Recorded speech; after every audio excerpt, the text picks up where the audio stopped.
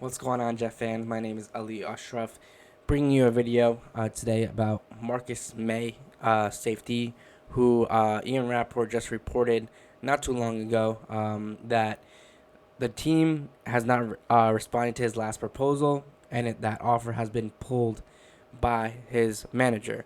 And with 48 hours until the tag deadline, no deal is expected between the New York Jets and Marcus Maye. Before I give you my thoughts, please hit that subscribe button. We're having a lot of content come out soon. It's everything on this. If you look in the layout's gonna be changed. Everything's gonna be changed very soon. I just wanted to put this video out.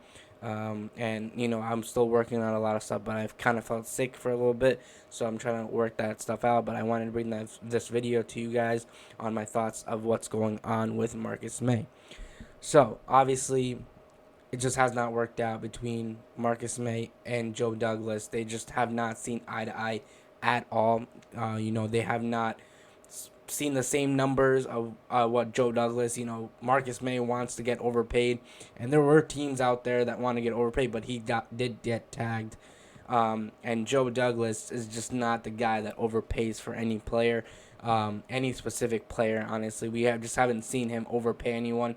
And that's kind of a lesson that Jets fans should understand, that we've learned a lot of lessons about overpaying players. Tremaine Johnson, Le'Veon Bell, the list goes on of Jets overpaying players. He is on the older side, and I feel like the Jets foundation right now, they're trying to develop the young guys. They're bringing a lot of young talent in at the cornerback position, even at the offensive side ball.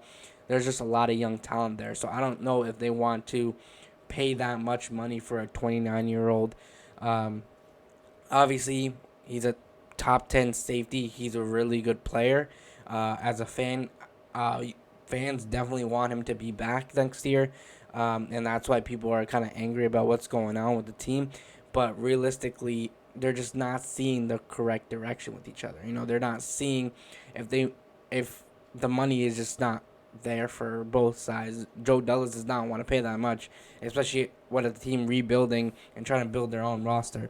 And obviously, we just got to keep looking at the situation. Obviously, he's going to play on the franchise tag. He's not a Jamal Adams situation right now because he did attend minicamp, and I expect him to be at training camp and to play the season because he's at a audition for 31 other teams to get paid in free agency, because I do not expect him to be a New York Jet next year, because he's going to have a lot of offers on the table next year, and I don't think the Jets are going to pay for that. So, we'll just play it out. It's not our situation right now, but you also got to think about what the Jets are doing right now. It's just maybe Marcus Maye is just not part of the plan right now for the New York Jets. They're trying to find options, like young talent options, young cheaper talent that could be brought into the secondary. Robert Salah has a different type. He's going to try to bring his own guys in and bring this defense in a way where he wants his own defense. Joe Douglas did not draft Marcus Maye. That was Mike McCagnon who drafted him, so it's also not his draftee. So he's obviously, Marcus Maye is probably a good player, all that stuff, but they just don't see eye to eye, and he just wants to bring his own guys. He just wants to figure his own town, and this team wants to stay young. They want to stay, especially in that secondary. This secondary is very young. We drafted tons of cornerbacks and tons of cornerbacks that also play safety in the third round of this year's draft. So, not the third round, the third day of this year's draft. So, they probably just gonna have the young guys try to take his job. Obviously, we'll see how that goes. Marcus Maye should play this year because I do not think this is a Jamal Adams situation. It's nowhere near a Jamal Adams situation. Jamal Adams just wanted out completely. Marcus Maye is a little bit more classy about it. He's playing on his franchise tag. The money is just not there.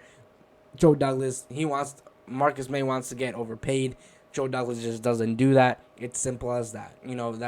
It just doesn't. They don't see eye to eye right now. He's 29, and look, you lost. He is a leader for this team, but the Jets also have leaders still on this team, young leaders that are coming onto this team. You have C.J. Mosley coming back, who's considered a leader.